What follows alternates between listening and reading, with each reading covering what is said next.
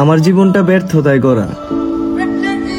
আমি কখনো কারুর প্রিয় মানুষ হইতে পারি নাই, না ঘরে না বাহিরে।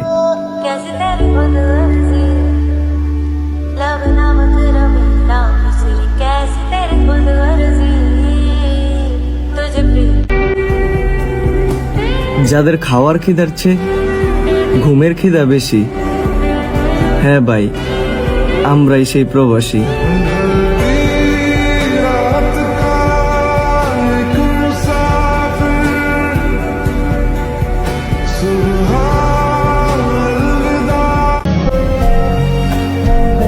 এই দূরপ্রবাসে আইসা ব্যর্থ হওয়া মৃত্যুর থেকেও কোনো দিক দিয়ে কম না।